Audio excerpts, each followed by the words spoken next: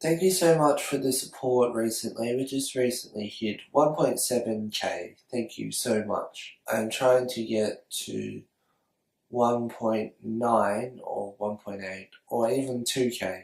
So if you could subscribe, that would mean a lot to me. Thanks. So I decided to watch the TanaCon documentary. Yay! TanaCon! So it turns out this was actually released the day that I put out my previous TanaCon video.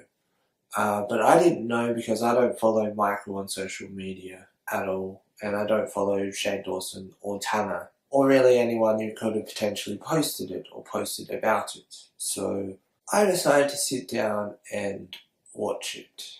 And in this video, I'm going to share my thoughts with you. And although it's a documentary, I guess I should potentially give a spoiler warning.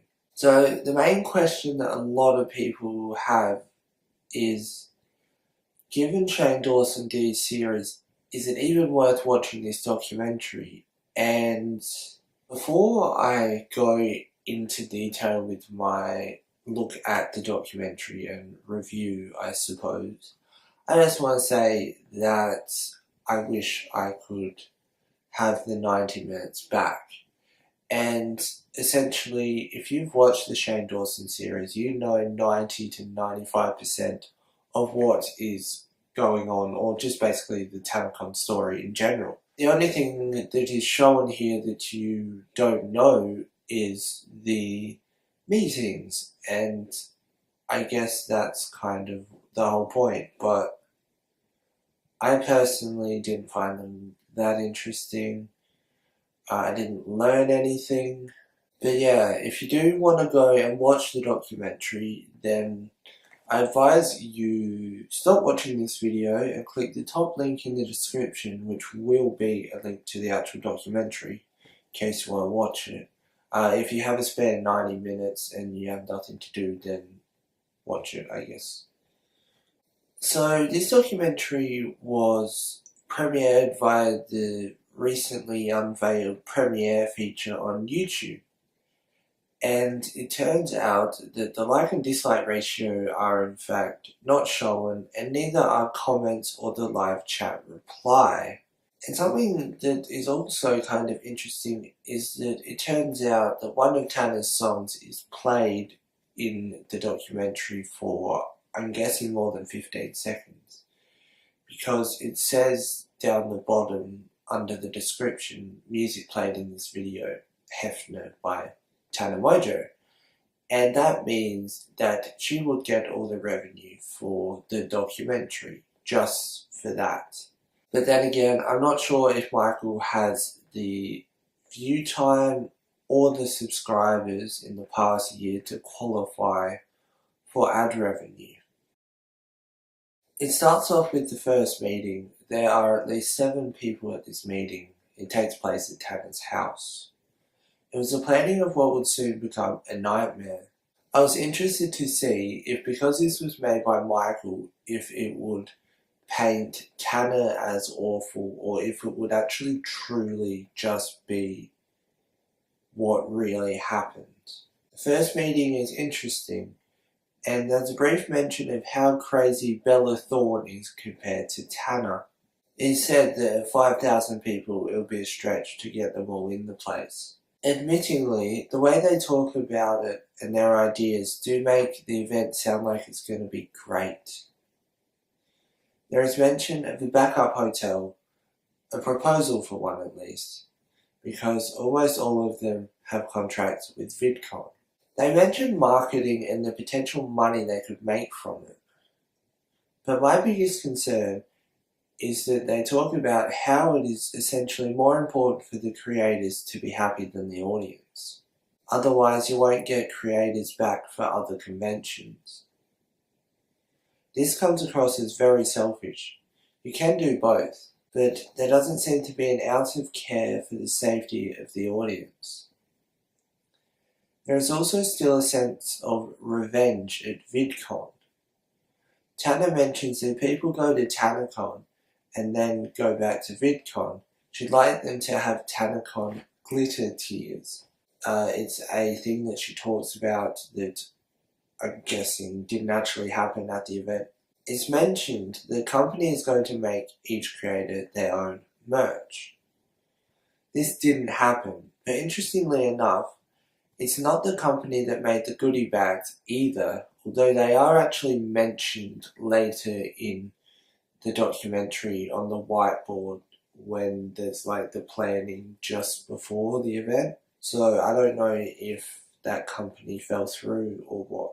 She also says the bigger the creator, the smaller the meet and greet, and then says to cut it. Which it obviously wasn't. It does say in the description that most of the footage was never intended for a feature film. But this in particular feels slightly off. Like, if she wanted that footage cut, what was the original purpose if it wasn't a featured film? It does state that it was for the archives, but I'm also not so sure of that. There's also mention of turning it into a potential franchise, all while yet comparing it still to VidCon, and still a sense of we need to make sure it's okay with Bella. It is also stated by Michael that we already have the East Coast date fully paid for. The next day is a meeting with Bella Thorne. Michael ends up going to Tana's house because they're running late and he hasn't heard from her all day. He gets there and she's asleep. He calls an Uber and gives her some time to wake up. He goes back 10 minutes later and she's still asleep. She ends up in the car 40 minutes later. Bella ends up deciding she wants to be heading the creative side. Bella mentions the label Filthy Fangs and how much the promotion of TanaCon would do for her brand.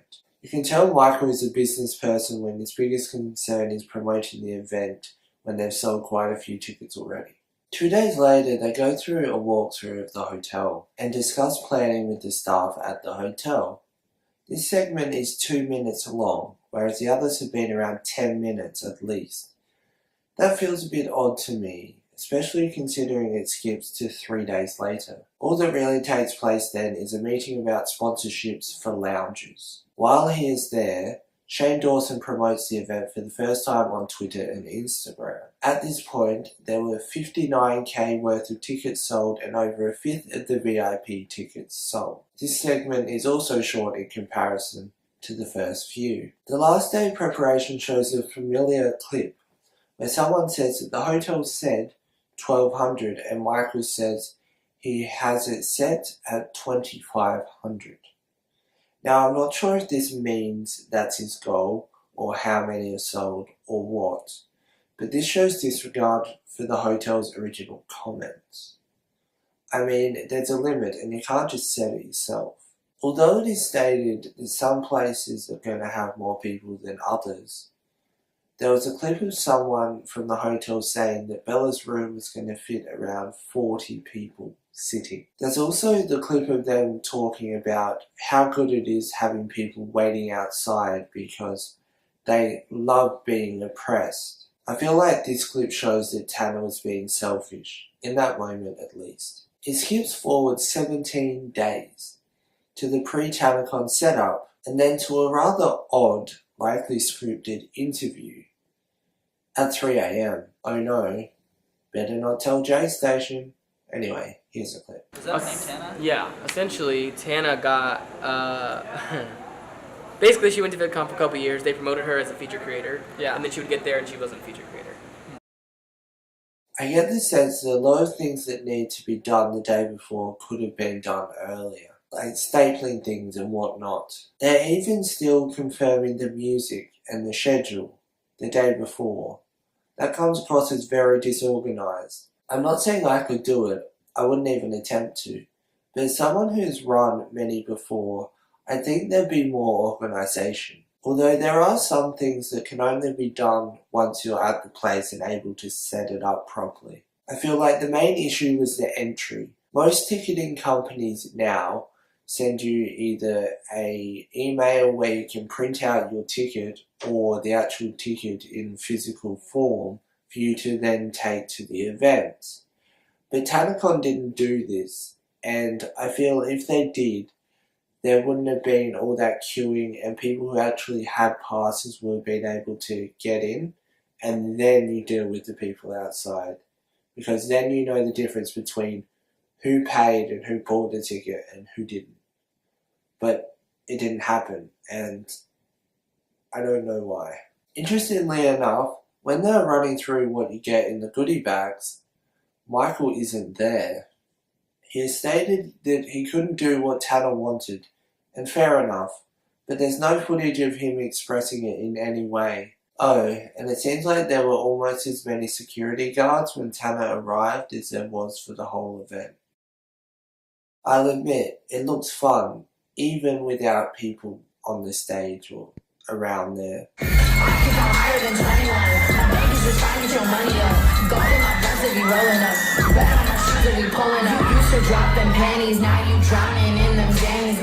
So behind the scenes of TanaCon, where it's actually started, they're still talking about VidCon and how bad it is.